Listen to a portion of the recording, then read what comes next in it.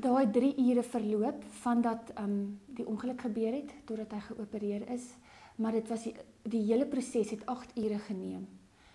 En op 'n stadium het ek geloop en ek het gevoel, nou kan ek nie meer nie. Ek het net opgestaan en ek het in hierdie oorlogvoering en ek het gebid, Here, ek het voor dat teaterdeur op en af gaan loop en ek het gesê, U is die rots, U is my Here, U is groot, U is almagtig. Ek roep U naam uit oor my kind. Here, wees met hom. Here, U kan verslaan die bose.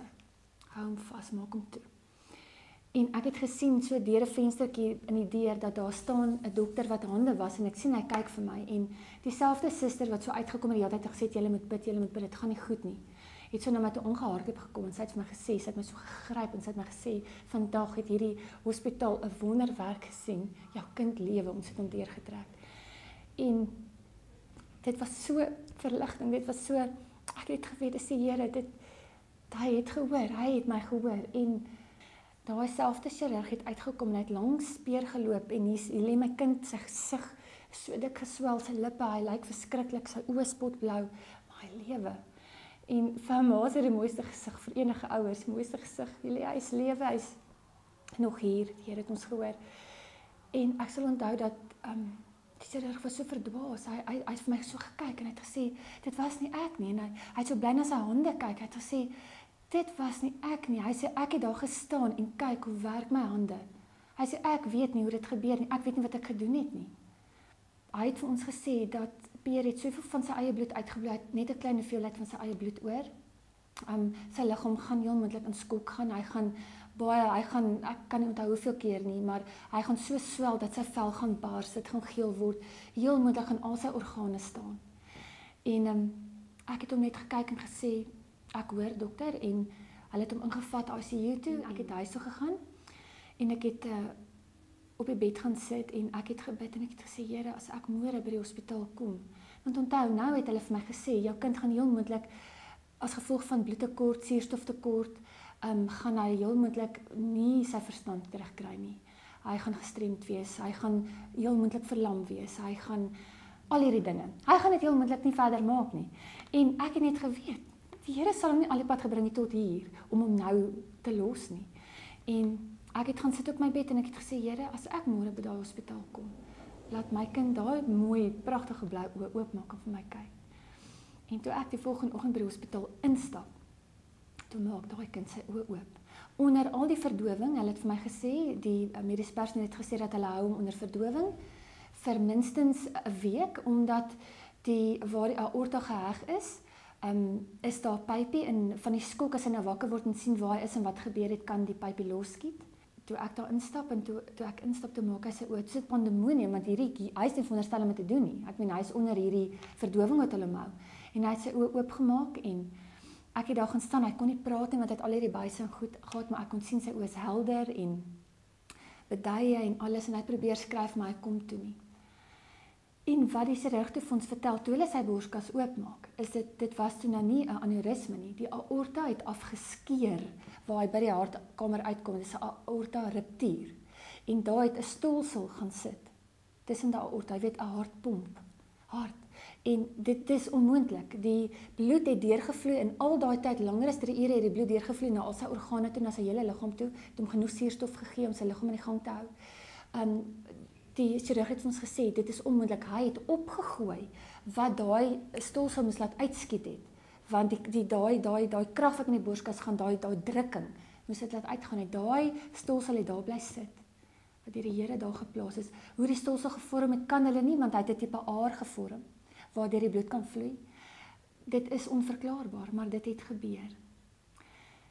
Wat ek net wil sê, is dat, toe ek in my nood, in 'n tyd wat ek gevoel so vuil, so hooploos, bang, vernederd, stikkend, emosioneel, finansieel, liggaamlik, moeg, uitgeput, stikkend. En ek het gedink, hoekom sal die Here na 'n mens soos ek wil kyk en hoor? Het ek in my nood na die Here toe uitgeroep, het ek vir hom gevra, Here help, Here hoor, Here red my kind, en hy het my gehoor.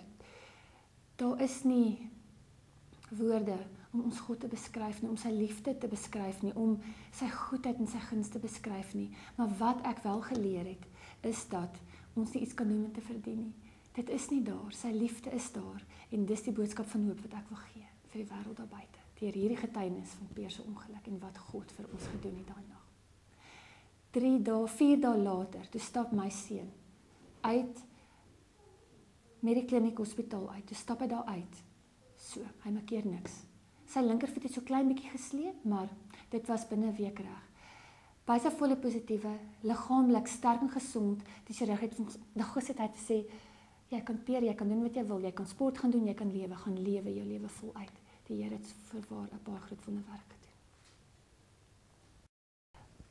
gedoen. Toe Peer bykom in die hospitaal, toe hy nou kom praat, nadat hulle die pype uitgehaal het en alles, hy wil vreeslik graag die hele tyd iets gesê het, ek kon sien daai oë, maar hy was te swak, hy probeer skryf, hy kon nie, daar was net 'n ou streepies in dit, en dan bid ek maar net vir hom, en dan sing ek vir hom, en dan begin hierdie masjiene, begin so skree, verskriklik, hierdie hartmonitors in het gaan, en dan bid ek weer vir hom Psalm 23, en dan sing ek dit vir hom, skryf ek saar, en sing ek vir hom Psalm 23, en dan sien ek hoe beweeg iets regtig net so oor my kind, en dan word hy rustig, en dan maak hy sy oë toe, en dan slaap hy. Maar toe Peer nou wakker word, so en die pype is uit wat hy kon praat. Toe ek by hom kom, het hy sy kop so na my toe gedra en het gesê, mamma, ek was in die hemel. En dit was my net hierdie wonder, want ek kon sien in sy oë dat dit is die waarheid.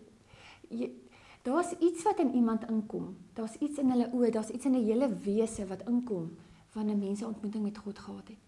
En hy het vir my gesê, mamma, ek het altyd gedink, as 'n mens doodgaan, dan gaan jy sweef. Jy gaan sweef of jy gaan op 'n wolkie wees. Hy sê, maar dit is nie so nie. Hy sê, ek het op hierdie heuwel gestaan, en dit was so mooi groen, oral om, hy was die groenste, mooiste plek. Hy sê, daaronder het ek die mooiste tuin gesien, met hierdie hek en hierdie pilare. Hy sê, en ek wou net sien toe gaan, dit was so mooi, ek wou net gaan sien, wat is dan, wat gaan aan, en hy sê, ek het begin stap met hierdie voete, en hy sê, met hierdie voete, het ek so toe begin stap.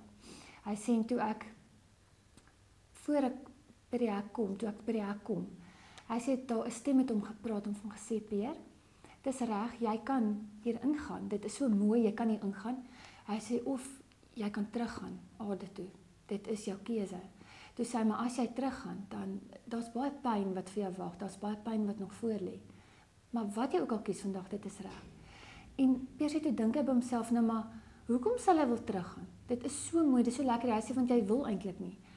Hy sê, op daai oomblik, toe hoor hy hoe bid en huil en smeek ek, en hy dink net, maar ek kan dit nie my ma doen nie, ek kan dit nie doen nie. Hy sê, sy hart het net so uitgegaan na my, toe hy het net gedink, nee, maar hy kan nie, hy moet terugkom. En hy het toe teruggekom, en dit was sy ervaring gewees. Hy het die hemel gesien.